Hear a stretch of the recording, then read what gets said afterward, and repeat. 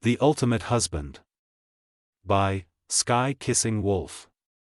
Tagalog version. Episode 69. Isa ba itong coincidence o talagang alam lang ng nakikitirang manugang na ito ang tungkol sa bagay na iyon? Isip ng mga bisita. Bahagyang humiti si Daryl at tumango kay Abby. Tama nga iyan.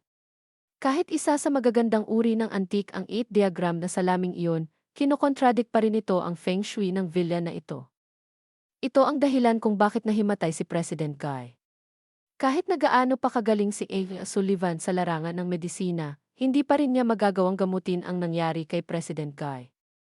Napayuko ng paunti-unti si Shelley sa mga sinabing ito ni Daryl. Minalit niya noong una si Daryl pero agad din nilang nalaman na isa itong binata na maraming kaalaman sa mga bagay na katulad nito. Hindi rin niya nagawang gamutin si Abby kanina, kaya natuto siyang magpakumbaba sa mga sinabing ito ni Daryl. Habang nagsasalita si Daryl, pasimple niyang tiningnan ang katawan at ganda ni Abby. Kahit nasa 30 years old na ang babaeng ito, naalagaan pa rin niya ng husto ang kanyang itusra, kaya mapagkakamalan siyang nasa 20 nang sinumang tumingin sa kanya sa unang pagkakataon. Mayroon din siyang napakaganda at kaakit-akit na hubog ng katawan. Mukhang hindi ordinaryong mga tao sina Abby at Brandon. Napakalakas ng kanilang mga aura. Mukha ring mga cultivators ang magkapatid na ito. O mga estudyante ng isang sekta. Isip ni Daryl. Kumunot ang noo ni Abay. Kung totoo nga ang sinabi ninyo, Daryl, bakit ako lang ang nag-iisang nahimatay? Sigurado naman ako na hindi lang ako ang bisitang tumingin sa 8 diagram na salaming iyon tama. Bakit okay lang ang ibang mga bisita maliban sa akin? Matapos marinig ang mga sinabing ito ni Abby, agad na nag-react ang mga tao sa paligid na nagsimulang magsabi ng kani-kanilang mga pagdududa sa kaalaman ni Daryl pagdating sa feng shui. Nga! Nakita ko rin ito pero wala namang kahit na anong nangyari sa akin. Nakita ko rin ito. Gaya nga ng sinabi ko kanina, sinusubukan talaga tayong lokohin ng isang ito. Hindi pinansin ni Daryl ang pangwestiyon ng mga tao sa kanyang kaalanman at sa halip ay tiningnan niya ng husto si Abby at sinabing, dahil ito sa isang personal na problema ninyo ngayon President Guy. Personal kong problema? Tanong ni Abby. Dito na naubusan ng pasensya si Brandon. Bakit naman magkakaroon ng personal na problema ang kapatid ko? Linawin mo nga ang mga pinagsasabi mo. Bahagyang humiti si Daryl na nagtanong kay Abby ng paumanhin sa pagiging direkta pero mayroon kang period ngayong araw hindi ba President Guy? Napakagat ng husto sa kanyang labi ang namumulang si Abby na nagpakita sa hindi pagkailang ng kanyang dibdib sa naging tanong ni Daryl. Hayop ka talagang bata ka, naghahanap ka ba talaga ng sakit ng katawan? Gusto mo na ba talagang mamatay hayop ka? Hindi na makapagpigil pa sa kanyang sarili si Brandon. Bigla siyang napatayo at galit na tumitig kay Daryl. Hindi pa sapat ang pagkukunwari ng isang ito na alam niya ang mga nangyayari at nagawa pa niyang tanungin ang kapatid ni Brandon ng isang personal na tanong sa harap ng napakaraming tao. Mukhang pagod na nga yata siyang mabuhay. Kasabay nito ang pagpaligid ng ilang mga maskuladong bodyguard kay Daryl. Huwag niyo siyang gagalawin. Utos ni Abby sa mga bodyguard. Napakagat siya sa kanyang labi at mahinang sinabi na, kakaumpisa lang nito ngayong araw. Itinango ni Daryl ang kanyang ulo. Gaya nga ng iniisip ko. Nabastos ng dugong iyon ang masamang espiritu.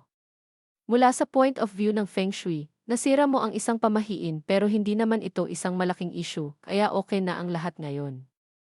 Sa mga sandaling iyon, naintindihan na rin ni Brandon ang lahat at hindi na nagsalita pa ng kahit na ano. Hindi magagawa ng isang taong kagaya ni Brandon na humingi ng tawad kay Daryl. Sandali niyang tiningnan si Daryl ng husto bago tulungan ang kanyang kapatid na si Abby pabalik sa hall ng villa. Natapos ang komosyon ng may ilang sorpresa pero wala namang kahit na sinong nasaktan dito. Wala na ring maganda pang mapapanood ang mga bisita sa labas kaya agad na rin silang nagbalikan sa hall ng villa. Nagtatakang tiningnan ng mga darbay si Daryl pero walang ni isa sa kanila ang nag-congratulate dito. Sa kanilang mga puso, hindi nila inaasahang magtatagumpay si Daryl sa anumang bagay. Naniniwala silang nakatiyamba lang ito sa mga panghulang ginawa niya kanina na siya ring nagbigay solusyon sa kanilang problema kay Brandon. Anong feng shui? Kasinungalingan lang ang lahat ng tungkol doon. Isip nila, tanging si Jackson lang ang may mukhang puno ng saya at respeto kay Daryl. Habang bumabalik ang lahat sa hall, agad na hinila ni Jackson ang braso ni Daryl at namamanghang sinabi sa kanya na, "Napakagaling mo talaga, Kuya Daryl. Marami ka palang nalalaman tungkol sa mga kakaibang bagay na katulad nito. Hindi mo ba alam na mamatay-matay na ako sa takot kanina?" Tumawa si Daryl na agad dumapik sa balikat ni Jackson. "Buwisit ka talaga. Inisip ko bang magkakalat ako ngayon sa kasal mo?" Wala namang naging problema sa naging handaan na nagsimula matapos ng komosyon, maging ang mga bisita ay nagawa pa ring ma-enjoy kasunod ng mga nangyari kanina. Natuwa ang buong pamilya Daryl sa naging takbo ng kasal ni Jackson. Maging ang kuya nilang si Florian ay walang tigil na pinainom si Jackson habang nagbibigay basbas sa napakaraming bagay. Kaya maging si Jackson ay napagod at nalasing ng husto na parabang agad natuyo ang alkohol na pumapasok sa kanyang bibig. Bago pa man magtapos ang handaan, wala na siyang malay kaya kinailangan na siyang buhatin pabalik sa kanyang kwarto. Nang matapos ang handaan, agad na nagpaalam sina Daryl at Drake bago umalis sa villa. At nang makalabas ang dalawa sa villa, dalawang nakaitim na lalaki ang mabilis na naglakad palapit sa kanila. Daryl, pinapasabi po ni Guy na bumisita raw po kayo sa kanya." Sabi ng isa sa mga lalaki na walang naging kahit na anong emosyon habang ang isa naman ay nagpakita ng pagtanggap nila kay Daryl. Mahahalatang si ang Brandon na iyon ang Guy na tinutukoy ng lalaking ito. Maging ang mga bodyguard na kanyang hawak ay may napakalakas na aura. Agad na ipinaparamdam nito sa lahat ang impluensyang mayroon si Brandon sa buong Donghai City.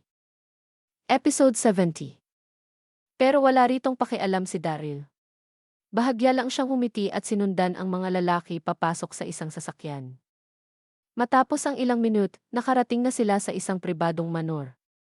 Kahit na malayo ito sa dagat, nagawa pa ring makipagsabayan ng naging dekorasyon nito sa mga villa na nakatayo sa tabing dagat. Mas naging metikuloso at maayos din ang naging layout ng manor na itong nag-highlight sa napakalakas na aura ng taong nagmamay-ari nito. Naglabas ng makalumang pakiramdam sa paligid ang buong manor na itong mayroong vintage na uri ng style. Agad na umalis ang dalawang mga nakaitim na lalaki pagkatapos nilang samahan si Daryl papasok sa front hall ng manor. Dito makikitang nakaupo si Brandon sa isang eleganteng upuan na gawa sa kahoy.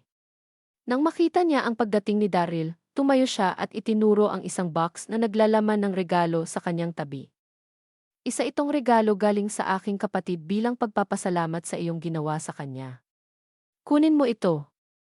Buong pagpapasalamat na nagsalita si Brandon pero hindi nagpakita ng kahit kaunting paggalang ang kanyang naging tono at itsura kay Daryl at sa halip ay napuno ito ng pagkaarogante.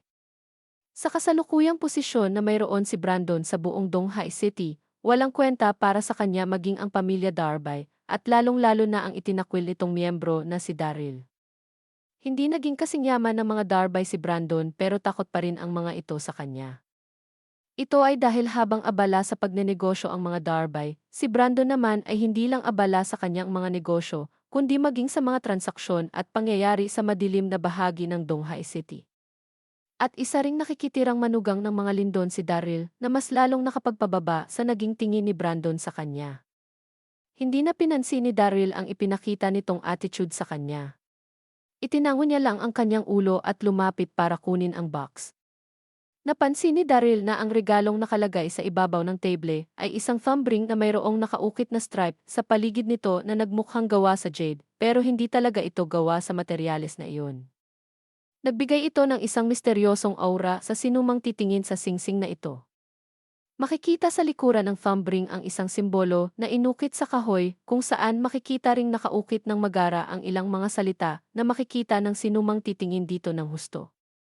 Nabasa ni Daryl ang mga salitang Itayanshan sa harapan pero masyado namang naging malabo ang mga salitang nakaukit sa likuran nito dahil sa sobrang gulo ng pagkakaukit sa mga ito. Malaki nga talaga ang halaga ng thumb ring na ito at siguradong isa rin itong high quality na antique.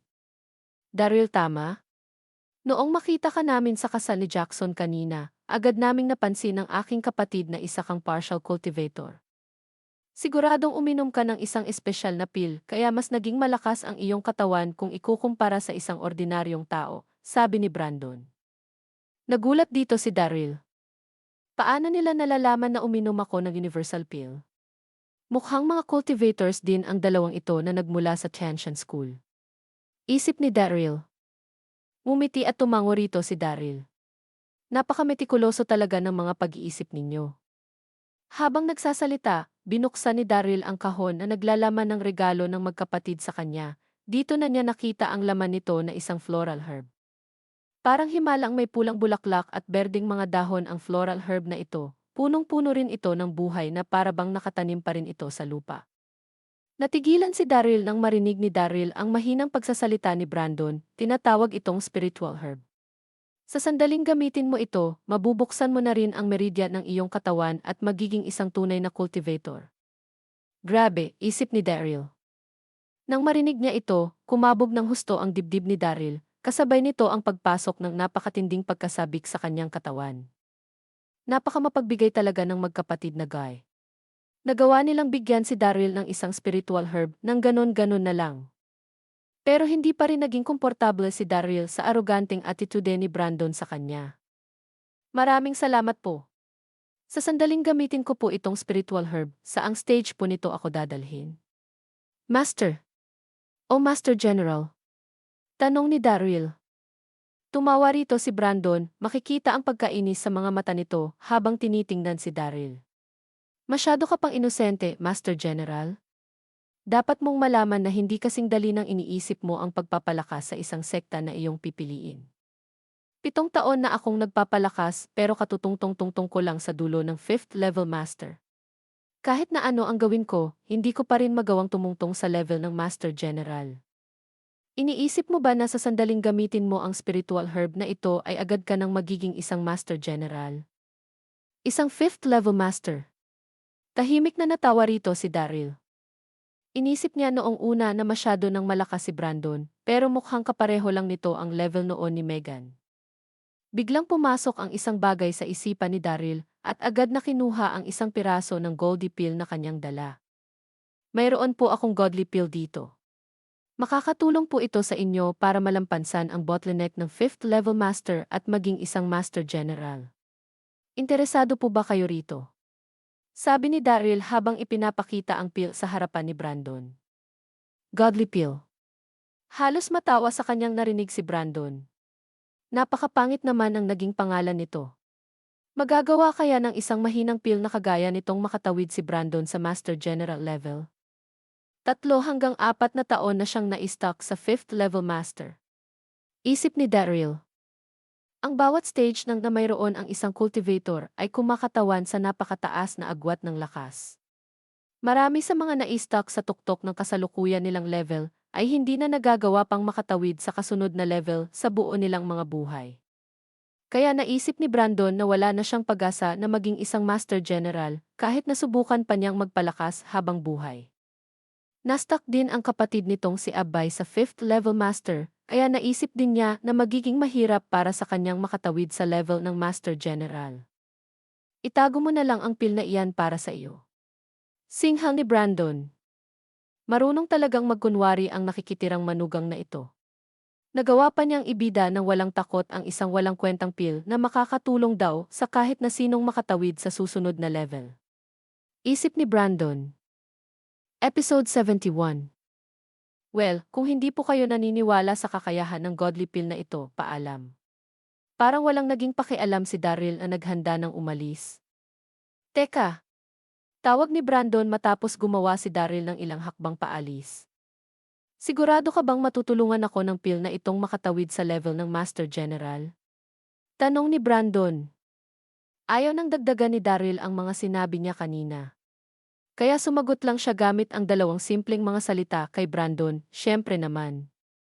Huminga ng malalim si Brandon at sinabing, sige. Bibilhin ko na iyan. Magkano ba ang pill na iyan? Isang ngiti ang nagpakita sa mukha ni Daryl at inisip na mukhang iniisip ni Brandon na maaayos niya ang lahat gamit ang kanyang pera. Sige, kung ganyan kakayaman, ubusin ko ang laman ng iyong bank account ngayong araw. Habang nag-iisip, itinaas ni Daryl ang dalawa niyang mga daliri kay Brandon. 20 billion.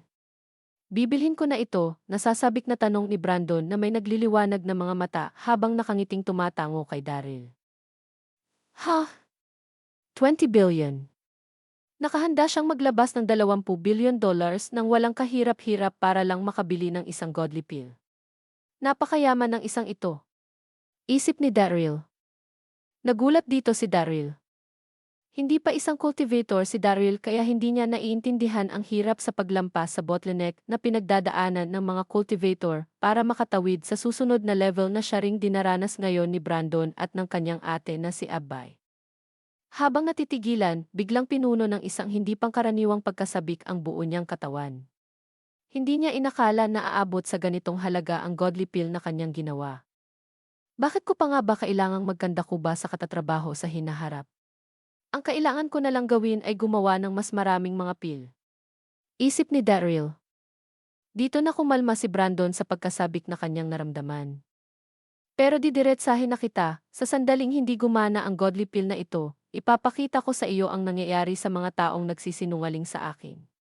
Banta ni Brandon. Nagkaroon ng flat at nanlalamig na tono ang kanyang boses. Kalmado namang ngumiti rito si Daryl, kung ganoon, wala ka nang dapat pang ipag-alala. Ipinalakpak ni Brandon ang kanyang kamay para tawagin ang taong namamahala sa kanyang pera para gawin ang transaksyon. Dito na ngumiti si Daryl na nagsabing, "Oh, bakit ka nagmamadali, Brandon? Hindi pa ako pumapayag na ibenta ito sa iyo ng 20 bilyon. Ano ang ibig mong sabihin?" Dito na nagdilim ang mukha ni Brandon. Magpapakitang gilas na naman ba ang isang ito? Isip ni Brandon. Hindi gumalaw ng kahit kaunti ang mukha ni Daryl habang itinuturo ang thumb ring na gawa sa jade na nakapatong sa ibabaw ng lamesa. Maliban sa 20 bilyon, gusto ko rin ang isang ito. Tumingin si Brandon sa direksyong itinuro ni Daryl at huminga ng malalim. Ninakaw ni Brandon ang thumb ring na ito sa Tianshan School. Ayon sa mga usap-usapan, mayroon daw malaking lihim na nasa likod ng singsing na ito. Pero isang taon na itong hinanap ni Brandon at wala siyang kahit na anong kakaibang nakita rito. At dahil wala na ring point ang pagtatago sa bagay na ito na maaari ring magbigay sa kanya ng problema sa hinaharap, naisip ni Brandon na maaari niya na rin sigurong ibigay ang singsing na ito kay Daryl. Matapos mag-isip, tumango si Brandon at sinabing, "Sige, walang problema. Isa lang naman iyang antik." Ha? Pumayag talaga siya roon? Isip ni Daryl, muli siyang nagulat sa ginawang desisyon ni Brandon. Hindi niya inasahang papayag ng ganoon-ganoon na lang si Brandon. Dito na lumapit si Daryl at isinuot ang singsing ng walang pag-aalinlangan.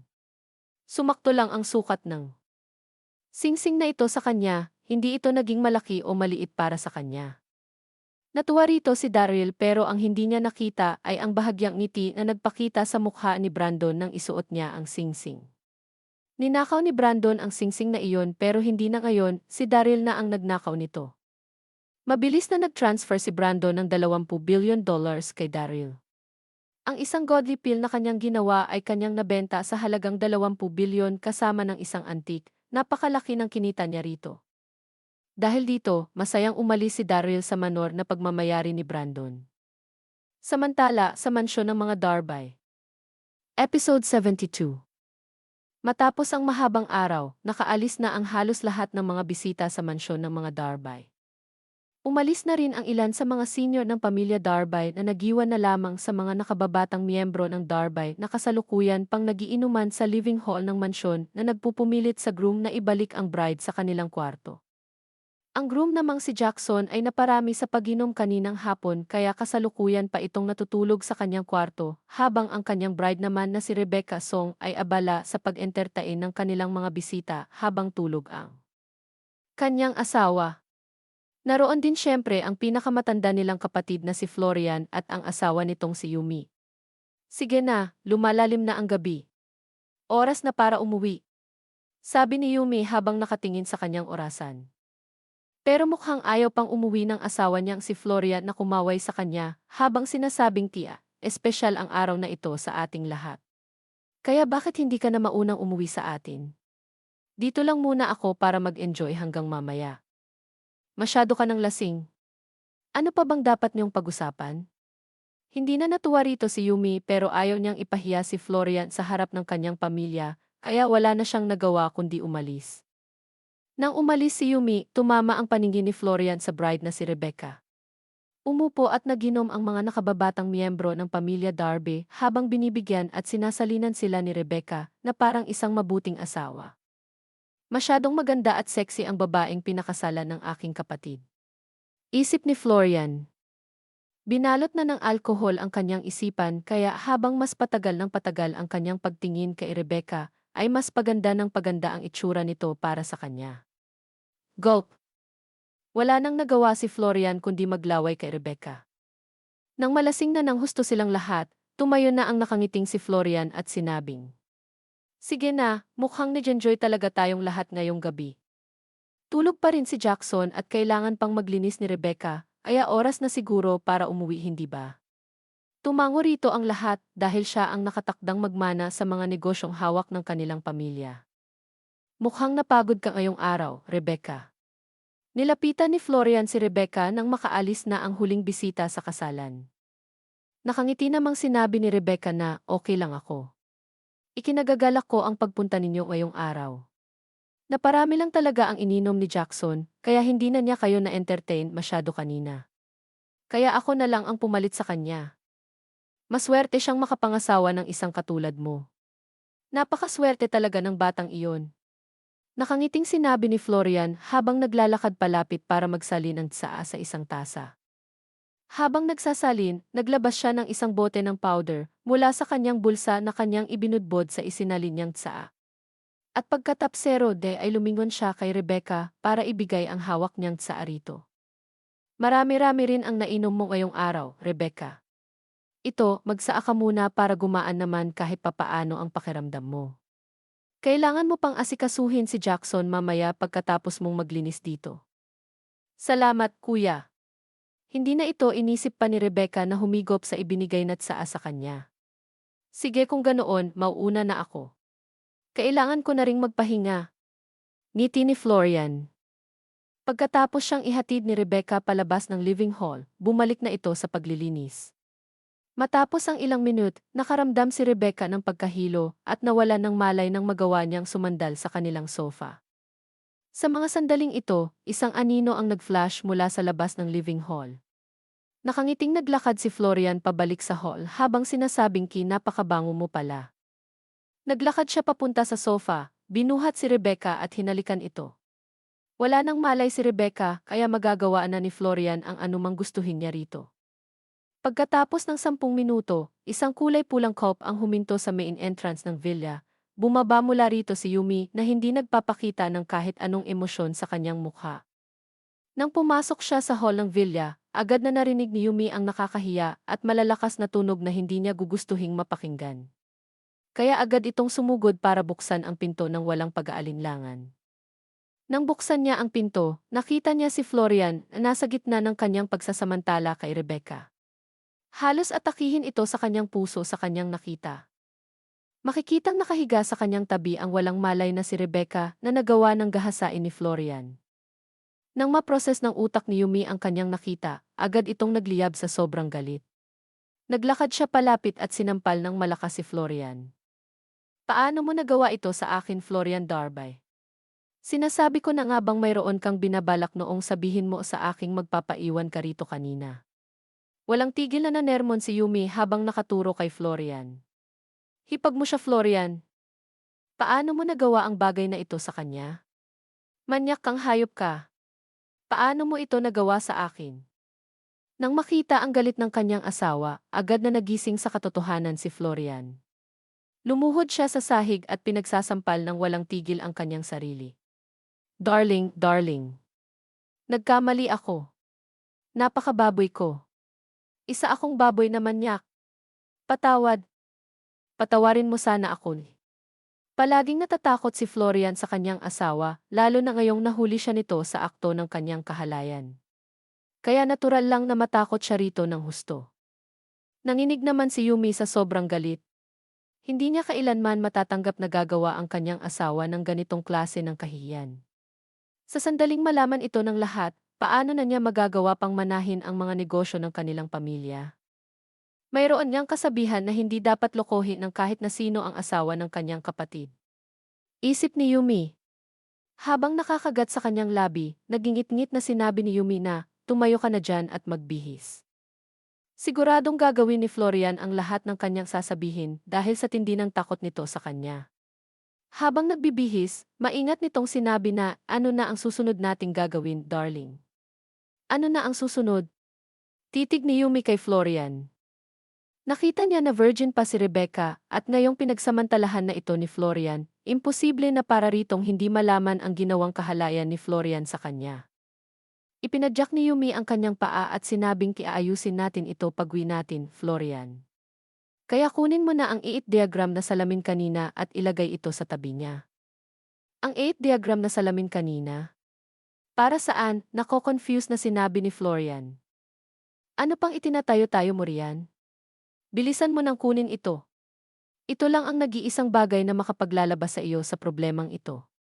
Wala na tayong magagawa kundi i-frame up ang mangmang mong kapatid na si Daryl dito, sigaw ni Yumi.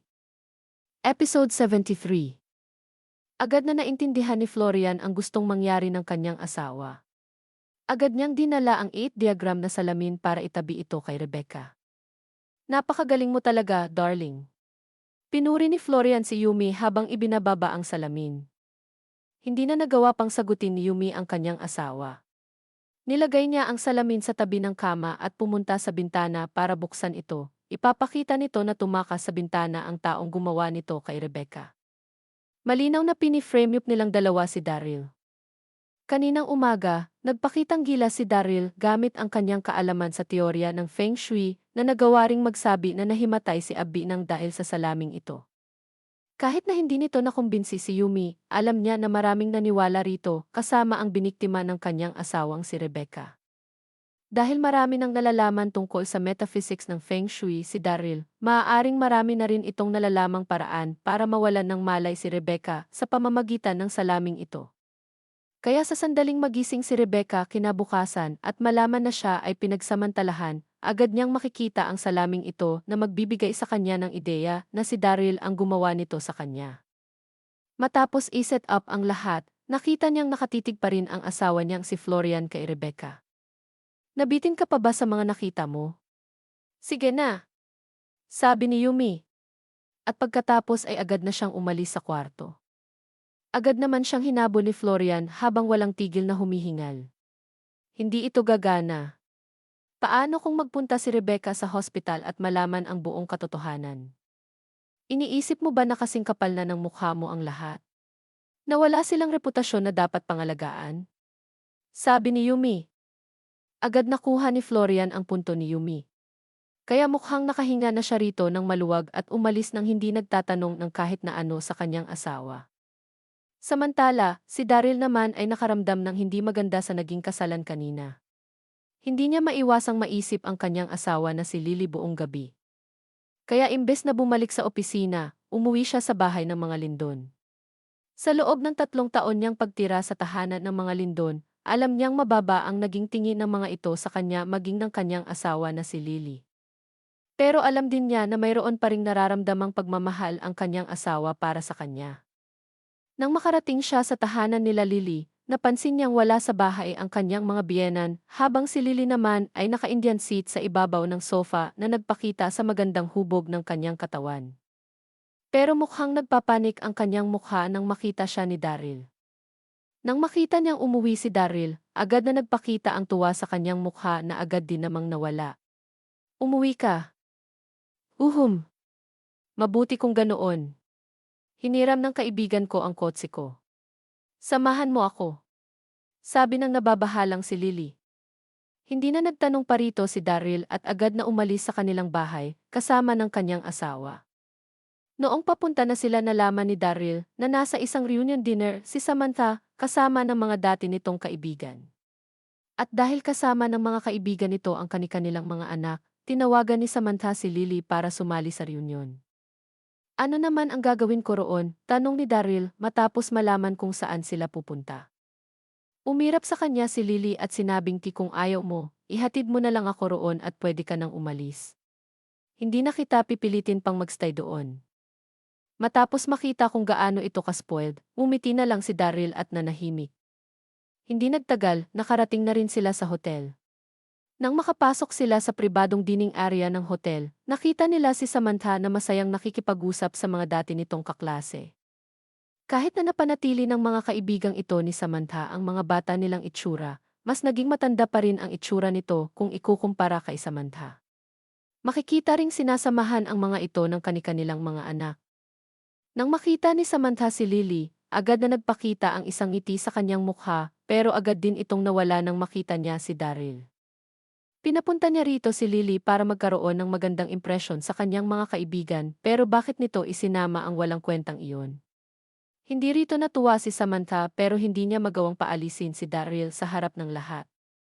Wow! Lian na ba ang anak mong si Lily? Napakagandang bata naman nito.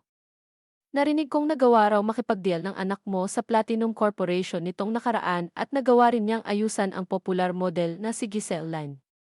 Napakagaling din pala ng anak mong ito. Matapos ipakilala si Lily sa lahat, napuno ng papuri ang buong dining area habang namamangha nilang tinitingnan si Lily. Natuwa rito ng husto si Samantha.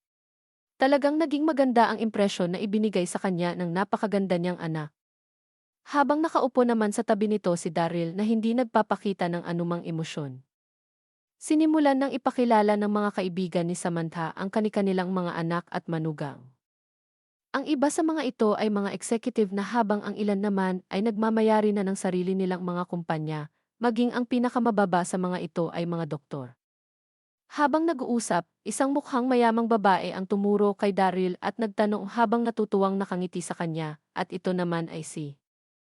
Ang babaeng ito ay si Melanie Watson. Noong araw ay walang tigil itong nakikipagkumpetensya kay Samantha. Kaya hindi siya natuwa sa mataas na naabot ng anak nitong si Lily. Dito na niya naisip na ituro si Daryl para agad pasamain ang impresyon ng lahat kay Samantha.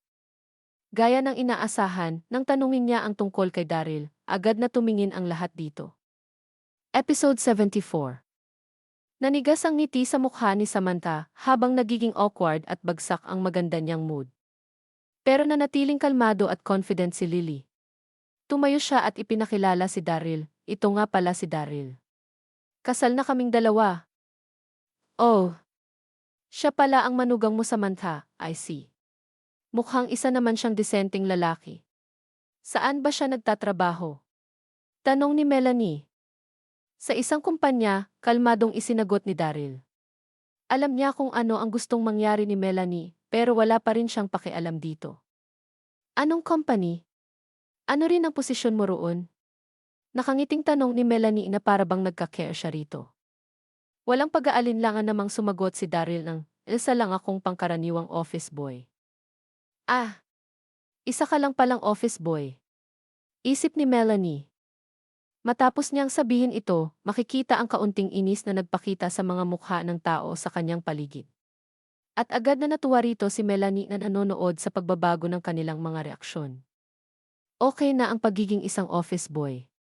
Okay lang din kung hindi naging ganito kaganda ang iyong trabaho. Napakatalentado ng iyong asawang si Lily, kaya wala ka nang magiging problema kung mananatili ka lang sa inyo. Sabi ni Melanie. Halatang halata ang sarcasm na ibinibigay nito na nakapagpadilim sa itsura ni Samantha. Kasalanan itong lahat ni Daryl. Hindi ba niya alam ang kanyang posisyon sa pamilyang ito? Iniisip niya ba na okay lang para sa kanyang sumabit sa mga ganitong okasyon para ipahiya ang buong pamilya namin? Isip ni Samantha.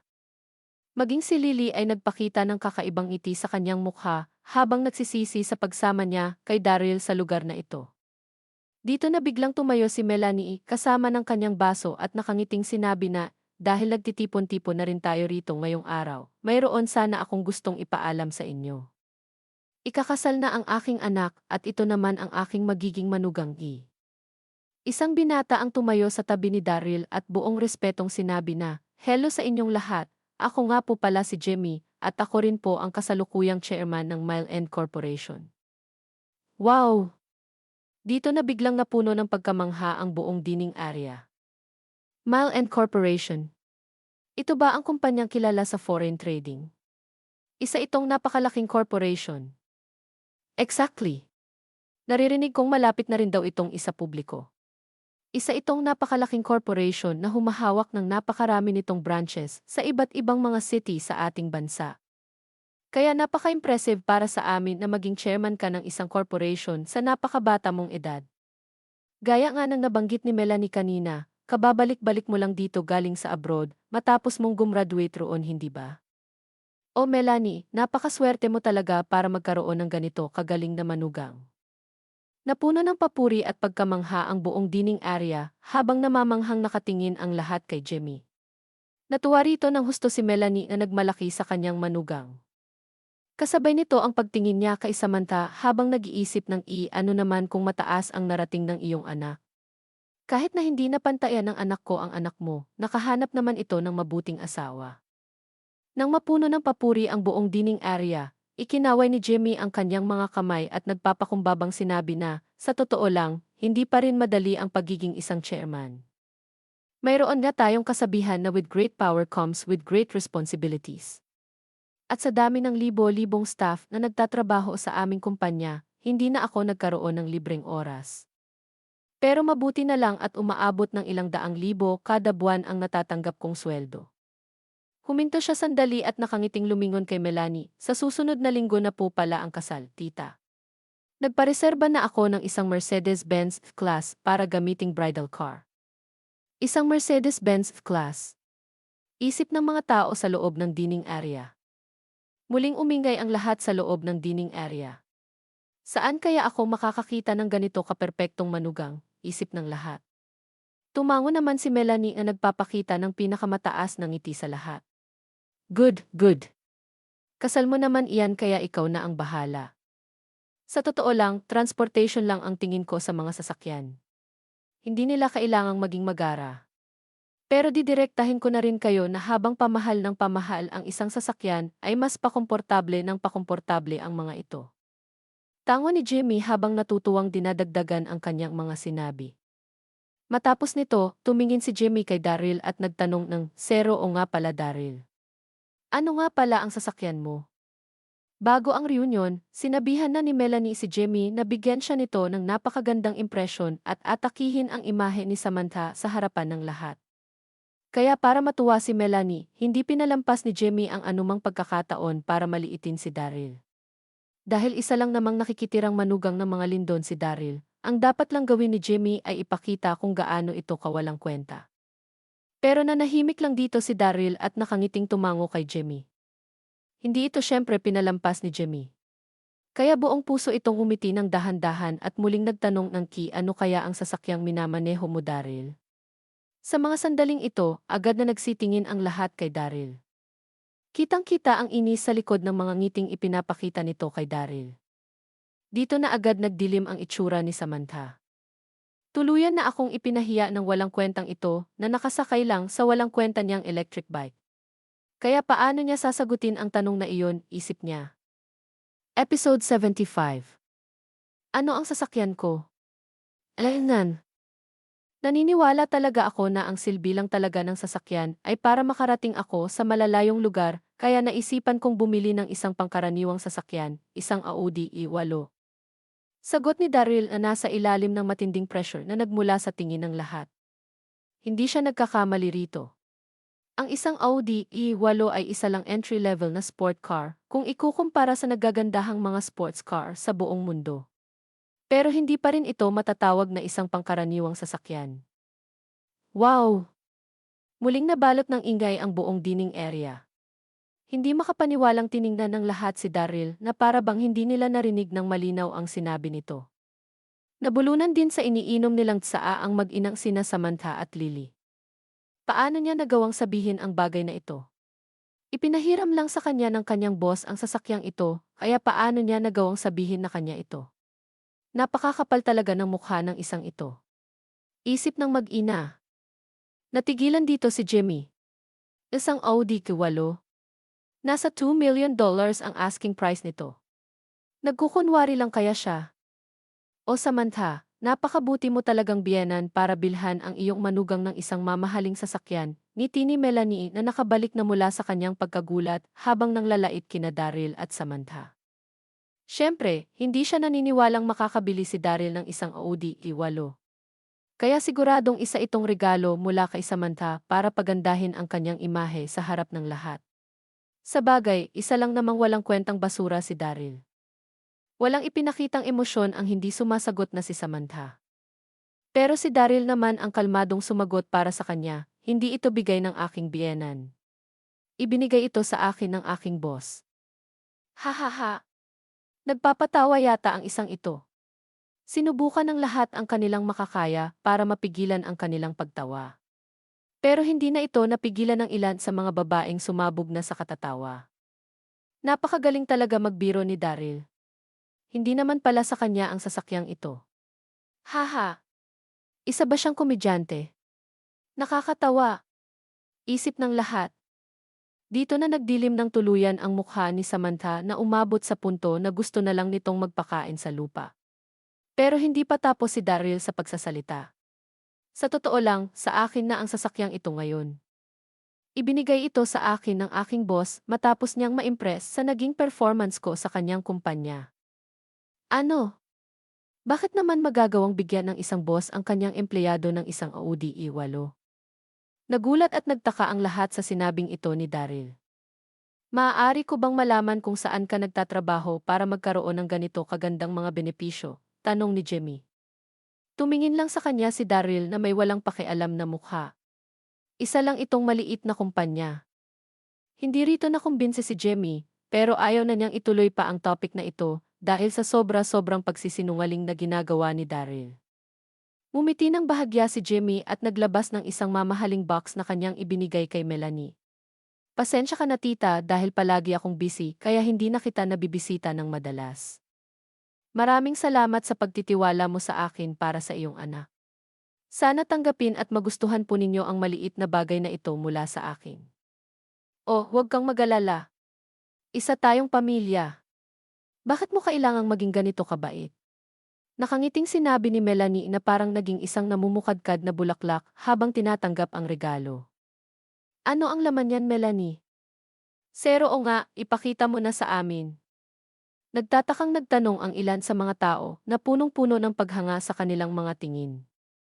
Tuwang-tuwa namang binuksan ni Melanie ang box kung saan nakita niya ang mga ilaw na nagningning sa kanyang mga mata. Nang tuluyan na niya itong mabuksan, isang mahabang Chinese dress na punong-puno ng mga mamahaling bato ang nakita ng lahat. Wow! Sa loob ng isang iglap, agad na umingay ng husto ang lahat sa buong dining hall. Napakaganda talaga nito. Totoo ba ang mga batong ito? Grabe! Isa itong kilalang international luxury brand. Nakita ko ito sa isang international fashion show sa dalawang araw na ang nakalilipas. Isang supermodel din ang nagsuot nito roon. Hindi ito mura, sabi ni Melanie kay Jimmy habang pinapanood ng mga napapapigil hiningang tao sa paligid. Iniling naman ni Jimmy ang kanyang ulo at mumiti. Wala lang ito, ilang daang libong dolyar lang ang bili ko riyan. Ilang daang libong dolyar? Wala lang iyan para sa iyo.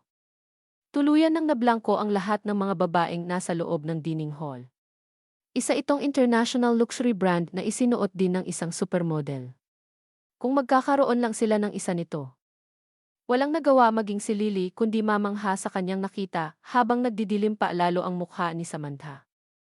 Habang nakatingin ang lahat kay Melanie at sa natanggap nitong regalo, nahihiyang sinabi ni Melanie na, "O Jimmy anak, hindi ko ito matatanggap. Masyado itong mahal at masyado ring revealing para sa akin. Ilang daang libo lang naman iyan tita. Paano iyan naging mamahalin? Bagay na bagay nga ito sa iyo." Sabi ni Jimmy. Sige kung ganoon kakapilit. Tatanggapin ko na ito. Sabi ni Melanie habang hinahawakan ang dress at itinatago ang pagpapakita ng nararamdaman niyang pagkasabik sa kanyang mukha. Sa totoo lang, para na ring anak ang turing ko sa aking manugang. Masyado siyang mature, maaasahan, hindi gaya ng iba riyang puno lang ng kasinungalingan. Pinipigilan na ni Samantha ang kanyang galit mula kanina. Kaya nang sabihin ito ni Melanie, narating na ni Samantha ang dulo ng kanyang pagpipigil. At nang makita niyang humihigop si Daryl ng tsaa, na parang walang nangyari, hindi na napigilan pang manginig ni Samantha sa sobrang galit. Nagawa pa ng walang kwentang basura na itong uminom ng tsaa sa ganitong oras, isip ni Samantha. Gustong-gusto nang umalis ni Samantha sa lalong madaling panahon. For more episode. Don't forget to subscribe.